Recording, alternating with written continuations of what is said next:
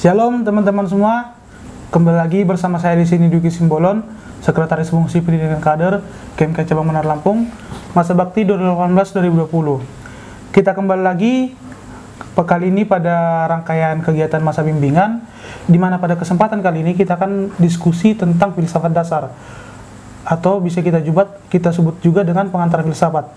Nah, pada kesempatan kali ini telah hadir bersama kita di sini Bung Juven. Beliau merupakan Ketua Cabang KMKI Cabang Menara Lampung pada masa bakti 1998 sampai tahun 2000. Nah, oke, kita masuk ke pendiskusian. Shalom, Bang. Shalom. Nah, oke. Kita ini kan mau membahas tentang filsafat dasar nih, Bang. Yeah. Nah, sebelum masuk ke pendiskusian, gini, Bang, ada beberapa anggapan yang mengatakan kalau aku belajar filsafat, ntar aku jadi orang gila. Kalau aku belajar filsafat, ntar aku jadi ateis. Nah, menurut Abang, apa sih, Bang, pendapat Abang tentang anggapan-anggapan yang seperti itu, Bang? Oke. Yang pertama ya, kalau kita bicara data dan informasi yang valid, kayaknya belum ada. Kalau orang gila itu karena belajar filsafat ya. Belum ada ya, Bang? Ya, kan sebagai mahasiswa harus pakai data bicara kan. Nah, kemudian kalau dia ateis, juga belum ada bukti sebenarnya dia ateis karena filsafat. Karena dalam sejarah gereja justru filsafat digunakan oleh bapak-bapak gereja justru untuk menjelaskan Injil itu kepada umat supaya lebih diterima dengan mudah gitu kan. Kalau kita lihat sejarah di awal itu kan Santo Agustinus, dia menggunakan pendekatan formanya Plato untuk menjelaskan tentang surga dan neraka. Kemudian Thomas Aquinas menggunakan pemikiran Aristoteles menjelaskan keberadaan Tuhan, penyebab utama atau causa prima. Jadi ini terbantahkan sudah kalau kita lihat dari sejarah gereja, bahkan mereka juga filsuf, gitu kan, bapak gereja juga merupakan filsuf juga. Berarti terbantahkan ya, Bang. Kalau orang-orang belajar filsafat menjadi ateis itu berarti salah ya, Bang ya? Terbantah karena nggak ada buktinya. Udah ateis dari lahir mungkin dia belajar filsafat. Ya mau diapain ya, tidak bisa. Ya artinya tidak ada bukti lah karena filsafat jadi ateis gitu kan. Berarti bukan karena filsafatnya, Bang, memang orangnya, Bang. Ya, pencariannya mungkin tersesat dia. Oke, Bang. Jadi ateis, dia nggak percaya Tuhan. Kalau maksud tadi, Bang, belajar filsafat jadi orang gila gimana tuh, Bang? Dia belum ada bukti juga. Belum ada bukti juga ya, kita Bang? boleh cek rumah sakit jiwa besok kan, apakah di sini ada pasien gila karena belajar filsafat gitu kan. Kita ada pasien yang seorang filsuf ya, Bang. Nah, ya? menarik itu kalau ada, bisa dipelajari lebih lanjut itu. Siap, kan, ya, gitu. Dan perlu diingat bahwa kajian filsafat itu juga berbeda dengan teologi. Ya, kalau filsafat itu kan dia lebih kepada yang mampu dipikirkan, sementara kalau kita bicara Tuhan itu kan melampaui akal kita. Iman ya, Bang ya? Iya, jadi ya kalau percaya Tuhan itu kan kita menerimanya dengan iman, bukan dengan ilmu. Itu aja udah beda dia. Artinya kalaupun dia mau sejajar, dia hanya seperti rel itulah, sejajar gitu. Tidak mungkin cross gitu, bersilang gitu. Nah, berarti terbantahkan ya, Bang. Kalau ada orang yang mengatakan nanti kalau belajar filsafat jadi orang gila, ataupun ada yang mengatakan nanti belajar filsafat nanti jadi ateis, itu semua terbantahkan ya, Bang. Itu kalau kita bilang hanya pendapat, hanya opini ya, Bang. Iya. Karena memang nggak bisa diverifikasi juga. Belum ada bukti konkretnya, Bang. Nah, oke nih, Bang. Nah, untuk selanjutnya nih, Bang, kan kita belajar filsafat nih, Bang, berbicara filsafat. Nah, memang apa sih, Bang, kalau kita bilang pengertian filsafat secara lebih mendalam lah, Bang? Pengertian filsafat dari katanya aja ya. Filsafat itu dari bahasa Yunani yang dari dua kata, philo dan sophien. Philo dan sophien. Bukan sophie ya. Kalau sophie beda, Bang. Ya. Belanja online kita. Philo itu artinya mencintai atau mencari ya. Philo. Sophien itu artinya kebijaksanaan atau cinta. Jadi bisa saja filosofi itu diartikan yang sederhana, mencintai kebijaksanaan atau mencari kebijaksanaan. Kebijaksanaan maksud di sini itu kebenaran. Nah, kalau kita lihat sejarah filsafat itu kan juga panjang ya sejarahnya. Udah, kalau dari Yunani lah kita mulai, karena kita berbicara filsafat Barat kayaknya kali ini, tidak bicara filsafat yang lain. Ya kayak Thales itu dia mengamati dulu, dia melihat karena ditinggal di pantai, tiap hari melihat air, Akhirnya dia merenung, kemudian dia menyimpulkan, berpikir, mengeluarkan pendapatnya melalui pikirannya dengan analisa alamiahnya, mengatakan bahwa kehidupan ini berasal dari air. Karena faktor lingkungan. Iya, karena faktor alam tadi. Faktor alam tadi. Itulah filsafat alam mula-mula seperti itu. Jauh sebelum ada Aristoteles sama Socrates sama Plato itu. Nah, artinya memang filsafat itu lahir dari keinginan tahuan manusia sebenarnya. Karena manusia itu kan makhluk berpikir. Tidak hanya berpikir, dia juga bernalar. Jadi bedanya kan kalau anjing berpikir, manusia berpikir. Nah, kalau manusia mungkin kalau dia tidak punya sesuatu bisa bertukar gitu, barter. Tapi anjing kan tidak bisa barter, misalnya barter tulang gitu kan. Nah, tidak terjadi tuh di binatang karena yang binatang tidak bisa bernalar. Dia mikir bisa, kalau lapar nyari makanan gitu kan, kalau dingin nyari tempat hangat. Tapi hanya sekedar itu. Manusia lebih dari situ. Karena manusia dibekali oleh nalar. Nah, kenapa berfilsafat? Karena itu tadi sifat manusia itu memang ingin mencari tahu terus, selalu penasaran. Dia tidak pernah berhenti mencari itu. Berarti konteksnya filsafat ini akan selalu berkembang gitu. Yes. Karena manusia terus ingin tahu apa sih sebenarnya terjadi. Dan seperti kata Socrates itu, apa tuh Bang? yang ada bahwa aku tidak tahu katanya. Yang ada bahwa aku tidak tahu. Jadi seorang filsuf itu orang yang rendah hati. Jadi bukan orang yang mengaku tahu dan mengaku selesai. Jadi orang yang rendah hati yang terus mencari, itulah seorang filsuf. Jadi tidak benar kalau ada filsuf bilang, saya sudah selesai pencarian, saya menemukan kebenaran. Nah, itu tidak benar itu. Karena kebenaran cuma milik Tuhan ya Bang ya? Ya, itu paranormal itu. Paranormal. Mencari pengikut. Iya, nah oke Bang. Itu kan tadi kan kita udah membahas Bang, apa sih pengertian filsafat itu secara umum. Nah, kalau kita ngambil konteks di sini Bang, kan di sini kita ada di GMK ini Bang. Gerakan mahasiswa Kristen Indonesia. Nah, kalau kita sebagai mahasiswa Bang, kalau kita mau belajar filsafat, baiknya kita mulai dari mana sih Bang? Pintu masuknya lah seperti itu Bang, untuk belajar filsafat ini sebagai mahasiswa. Sebenarnya sih alangkah lebih baiknya kalau di awal-awal perkuliahan belajarnya, tapi saya pikir nggak ada yang terlambat ya. Kita mulai dari filsafat ilmu yang terkait dengan kajian itu sains, ilmu pengetahuan. Jadi kalau filsafat ilmu itu kan memang dia pintu masuk untuk pelajari disiplin ilmu. Nah, di filsafat ilmu itulah kita bisa melihat disiplin ilmu itu ada apa aja, dan sebenarnya saling terkait, tidak berdiri sendiri. Sehingga diharapkan ketika ada anak atau mahasiswa yang ngambil mata kuliah seperti sains yang ke arah ilmu pasti, dia tidak meremehkan kawan-kawannya ilmu sosial atau sastra misalnya kan, karena semuanya akan saling membutuhkan ya Bang.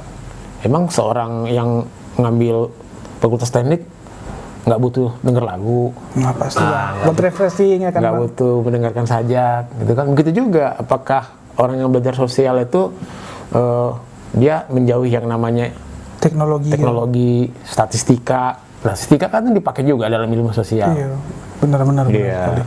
Seorang ekonomi itu kan harus belajar matematika. Nah, artinya tidak ada ilmu itu yang berdiri sendiri dan tidak butuh ilmu yang lain. Jadi memang semuanya saling berhubungan ya Bang? Nah, itulah gunanya sebenarnya dengan diperkenalkannya di awal filsafat ilmu itu membuat kita lebih rendah hati, bijaksana, bahwa di luar ilmu kita itu masih ada ilmu lain yang sebenarnya juga sama-sama berguna bagi kehidupan manusia. Nah, gitu. Baik Bang. Nah, oke Bang. Kan ini berarti kita kan sebagai mahasiswa ada baiknya kalau kita mau belajar filsafat, kita mulai dengan filsafat ilmu, itu maksudnya. Nah, kalau filsafat ilmu ini kan Bang, ada dari kata filsafat dan ilmu. Iya. Nah, untuk pengertian lebih dalam lagi lah Bang, filsafat ilmu ini sebenarnya apa sih Bang? Dan apa sih memangnya yang ada di dalam Bang sehingga kita harus belajar itu? Iya, filsafat ilmu itu bukan ilmu terapan ya, tapi boleh dikatakan pengantar lah. Kalau filsafat itu dikenal dengan istilah mother of science, ibu pengetahuan, ilmu pengetahuan. Kalau filsafat ilmu itu adalah pembuka pintu untuk mempelajari disiplin ilmu. Nah, filsafat ilmu itu kan terdiri dari dua kata, filsafat dan ilmu. Filsafat dan ilmu. Nah, filsafat tadi kan secara sederhana sudah kita artikan mencintai atau mencari kebijaksanaan atau kebenaran. Nah, kalau ilmu itu kan artinya pengetahuan-pengetahuan yang sudah terverifikasi, tervalidasi. Jadi pengetahuan yang sudah melalui proses langkah-langkah Ada ilmiah sehingga bisa dipertanggungjawabkan sebagai disiplin ilmu. Nah, di situ nanti di filsafat ilmu itulah kita tahu bahwa kalau kajiannya misalnya tentang sosial, nanti akan melahirkan disiplin ilmu sosiologi, antropologi gitu kan, sosiologi, ekonomi gitu kan. Nah, kalau dia belajar tentang ilmu pasti lahirlah yang namanya matematika, fisika, kimia, fisika, kimia, begitulah. Teknik gitu ya. Jadi kita tahu kok kenapa ilmu ini muncul, ternyata memang prosesnya seperti ini. Makanya kan di filsafat ilmu itu dia mempelajarinya ada cakupannya sendiri dia. Dan dia bukan ilmu terapan memang. Dia hanya mengantarkan orang supaya orang lebih paham ilmu disiplin ilmu itu ada apa aja gitu. Jadi filsafat ilmu ini bermanfaat untuk mengantarkan ya Bang ya? Ya, lebih bijak dia memahami ilmu pengetahuan yang akan dipilih dan dipelajari berikutnya selanjutnya gitu. Sehingga diharapkan tidak ada orang yang bilang gue salah jurusan, gue salah fakultas gitu kan. Ya udah terlambat, udah mau selesai. Ngomongnya waktu udah selesai. Iya, harusnya di awal-awal ya belajarnya. Tapi ya nggak masalah, saya pikir nggak ada yang terlambat ya. Iya Bang, benar. Mungkin sadarnya belakangan. Iya. Nah oke Bang, itu kan tadi kan kita udah bahas juga Bang, apa itu filsafat ilmu. Nah untuk, ada nggak sih Bang ruang lingkup dari filsafat ilmu ini sendiri Bang? Ya ada, pasti ada lah. Semua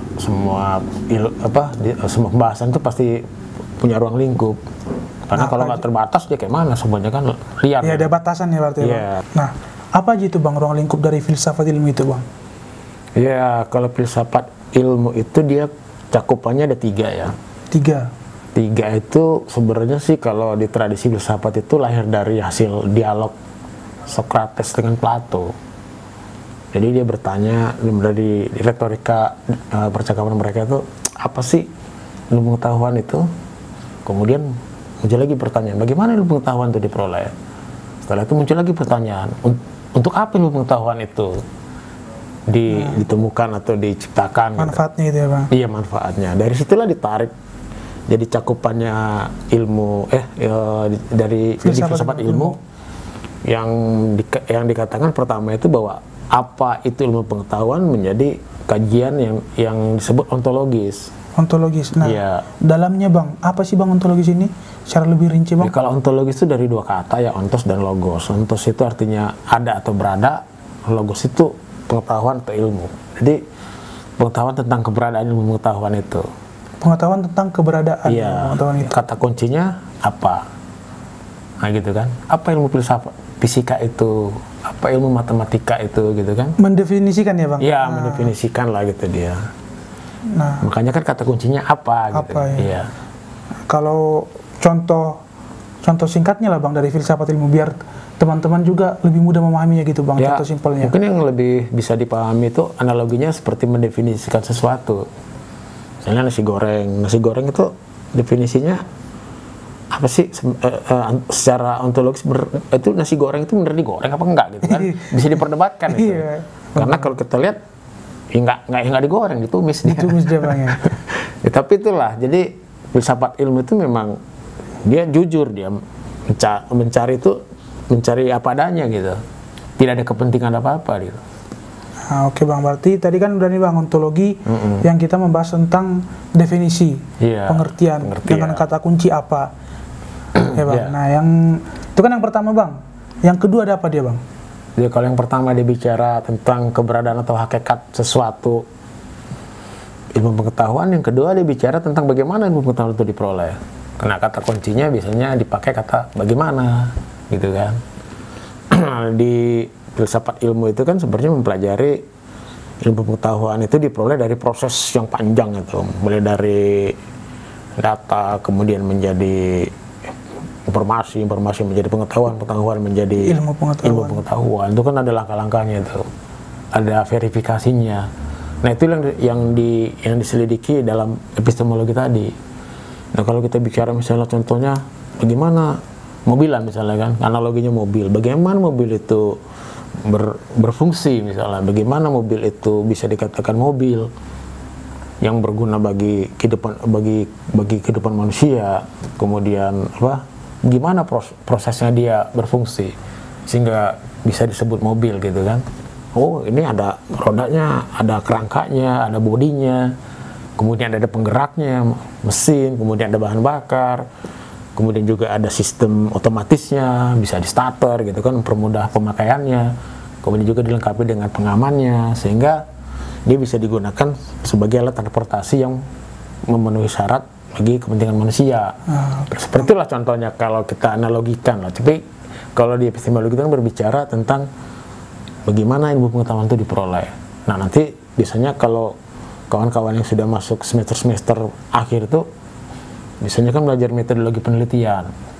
Nah itu termasuk juga nanti dia di situ juga menyinggung soal bagaimana ilmu pengetahuan diperoleh. Makanya ada sejarahnya itu kan. Ada pandangan rasionalisme, ada pandangan empirisme, ada pandangan positivisme, ada pandangan intuitisme gitu kan. Ya itulah proses-proses mencari pengetahuan tadi. Nah oke, berarti gitu ya Bang. Kalau tadi kita berbicara ontologis itu tentang definisi, berarti kalau di epistemologi ini kita berbicara tentang bagaimana ilmu pengetahuan itu diperoleh, didapatkan. Nah yang ketiga apa nih Bang? Nah setelah dia tahu ilmu pengetahuan itu bagaimana diperoleh, kan sudah ada nih ilmu pengetahuannya. Artinya ilmu pengetahuan itu tidak hanya ilmu pengetahuan tok gitu loh. Karena ilmu pengetahuan itu pada hakikatnya dia harus bisa berguna bagi kehidupan manusia, bagi kemaslahatan umat gitu kan, ilmu pengetahuan itu. Makanya ada kajian yang meneliti tentang manfaat ilmu pengetahuan itu. Kata kuncinya mungkin untuk apa ilmu pengetahuan itu? Untuk apa gitu? Ada gitu, dihasilkan gitu kan. Nah kalau kita bicara misalnya kayak tadi kan, mobil itu kan sebenarnya juga dari beberapa disiplin ilmu itu dihasilkan kan sebagai bentuk penemuan, sebagai bentuk hasil karya cipta dari beberapa disiplin ilmu. Untuk apa sih mobil ini bagi kesejahteraan hidup manusia? Apakah dia secara sosial dampaknya apa, secara ekonomi apa, secara ekologi apa gitu kan? Banyak lah di situ dikaji. Atau misalnya ketika seseorang menemukan teori nuklir kan, kita bayangkan itu kayak bom atom Hiroshima Nagasaki itu kan, dampaknya tuh ternyata bahaya juga nih fusi nuklir ini kalau untuk dipakai untuk alat perang gitu kan. Tapi satu sisi di negara-negara maju dia dipakai untuk pembangkit listrik. Ada sisi positifnya. Iya, dipakai untuk medis, pakai untuk menggerakkan kapal induk gitu kan.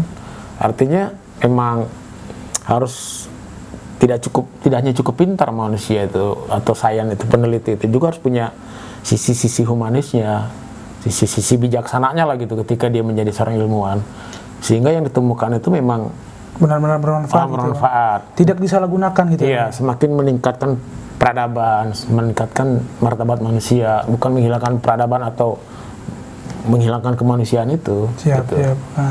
Nah, itu tadi ya Bang ya, yang tadi ruang lingkup dari filsafat ilmu. Yang pertama di deontologi, yang kita membicarakan tentang definisi suatu ilmu, kata kuncinya dengan kata kunci apa.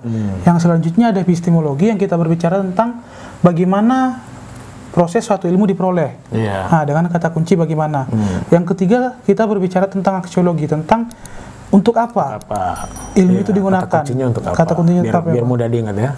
Oke Bang. Nah, kan kita tadi sudah belajar nih Bang tentang apa itu filsafat, apa itu filsafat ilmu, ruang lingkupnya. Nah, memang Bang, kalau kita belajar filsafatnya Bang ya, memang ada nggak sih Bang manfaatnya Bang? Manfaatnya ya kalau kita bilang dalam ruang lingkup kita lah Bang. Ruang lingkup kita kan di GMK ini Bang, sebagai mahasiswa di kampus ataupun sebagai kader lah di GMK gitu Bang. Manfaatnya apa sih Bang? Sehingga kita harus belajar filsafat ini? Ya manfaatnya banyak ya sebenarnya, dan itu kebutuhan menurut saya. Karena di GMK itu orang dituntut harus tinggi ilmu ya. Tinggi ilmu. Bukan Tripanji ya Bang ya? Bukan tinggi ilmu. Tinggi ilmu. Ya. Tinggi iman, tinggi pengabdian. Nah, ya pertama kita bicara ilmu kan. Nah, ilmu itu kan tadi kita sudah diskusi tuh. Lahir dari pengetahuan-pengetahuan yang sudah tervalidasi, terverifikasi dengan langkah-langkah ilmiah yang runtut. Yang disebut disiplin tadi. Nah, alangkah baiknya kalau memang GMK itu di awal-awal sudah membiasakan itu.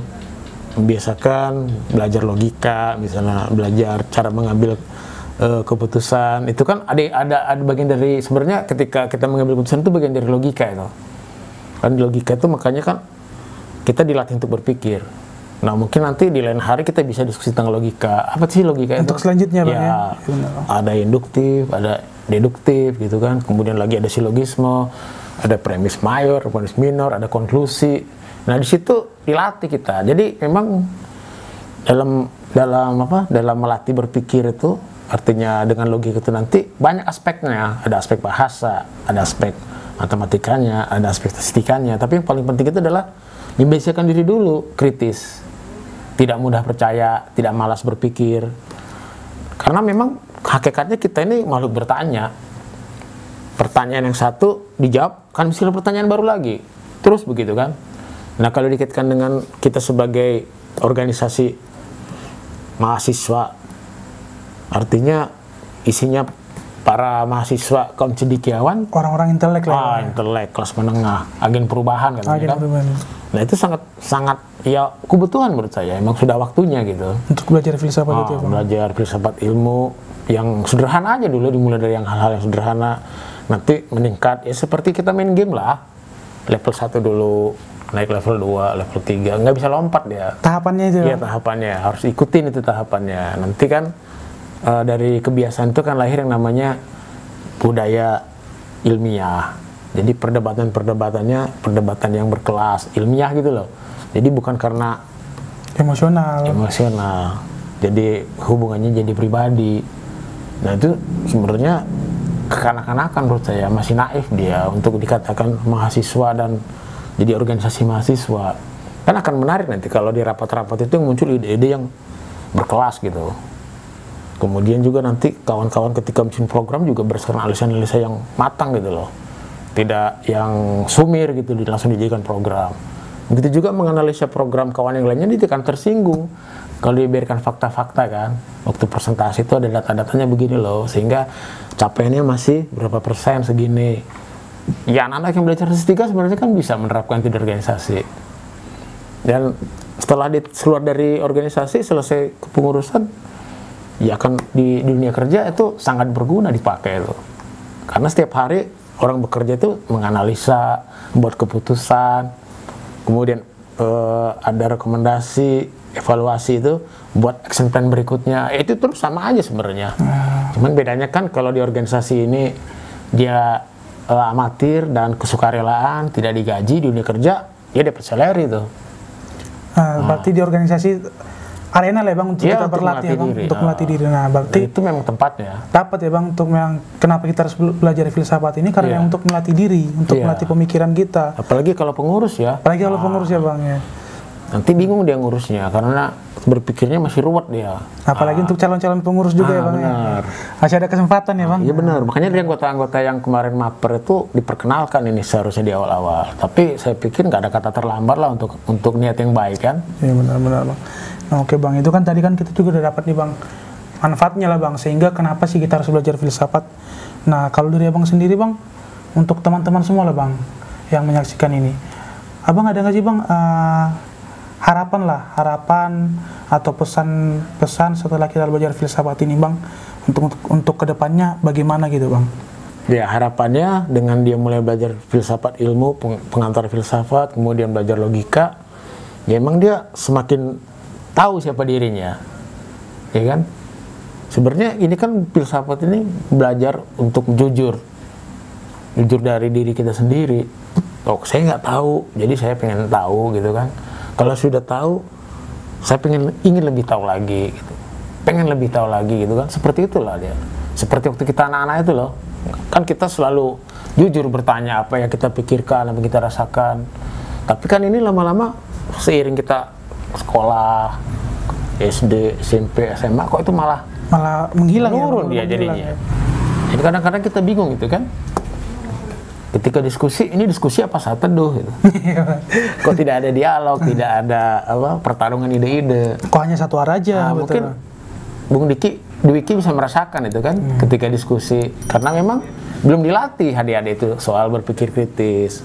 Nah mungkin nanti perlu juga dipelajari tentang apa itu bahasa, karena di filsafat ilmu dan di dunia ilmu pengetahuan itu kan sangat penting bahasa itu. Nah untuk kesempatan selanjutnya Bang, mungkin bahasa, logika, kemudian matematika, statistika itu adalah sarana yang dipakai untuk menjelaskan ide-ide kita secara ilmiah. Jadi memang ada dasarnya ya Bang, ada Ya, dimulai dari fundamennya tadi, dasarnya tadi. Siap, siap, Bang. Oke ya, kayaknya cukup sekian ya Bang, pendiskusian kita tentang filsafat ilmu. Ya, mungkin kedepannya nanti akan kita lanjutkan dengan pendiskusian selanjutnya yang menjadi tahapan lah selanjutnya dari filsafat ilmu ini. Oke Bang? Oke. Terima kasih Bang atas kesempatannya Bang kali ini Bang. Sama-sama. Nah oke, baik teman-teman sekalian, itu tadi sedikit diskusi kita yang membahas tentang pengantar filsafat, atau lebih dalam lagi kita juga tadi membahas tentang filsafat ilmu. Nah, untuk kedepannya saya berharap untuk teman-teman sekalian dapat untuk memahami lagi ataupun bisa mencari referensi lain tentang filsafat ilmu ini, ya bagaimana lah supaya teman-teman bisa lebih memahaminya secara lebih mendalam lagi, terutama tentang 3 poin tadi. Yang pertama ada kita berbicara tentang ontologi yang membahas tentang definisi suatu ilmu itu dengan kata kunci apa. Yang selanjutnya ada kita membahas tentang epistemologi, yang dimana di situ kita berbicara tentang bagaimana sih proses dari suatu ilmu didapatkan. Nah, yang selanjutnya ada kita berbicara tentang aksiologi, yang dimana di situ kita tadi berbicara tentang manfaat dari ilmu itu. Untuk apa sih ilmu ini digunakan seperti itu. Nah, oke, baik teman-teman, dan kepada teman-teman juga yang masih memiliki keresahan ataupun ingin ada pertanyaan tentang materi ini dapat disampaikan di kolom komentar. Nah, saya rasa cukup sekian ya untuk diskusi kita saat ini. Untuk penutup, tinggilah iman, tinggi ilmu, tinggi pengabdian, ut omnes sum sin, shalom. Shalom.